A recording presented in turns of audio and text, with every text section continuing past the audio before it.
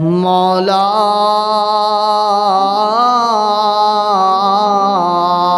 तेरी अता चाहिए,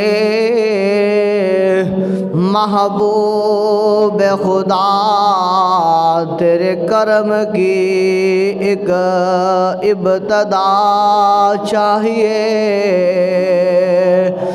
इलाही रहम फरमा मुस्तफ़ा के वास्ते, या रसूल अल्लाह करम कीजिए खुदा के वास्ते।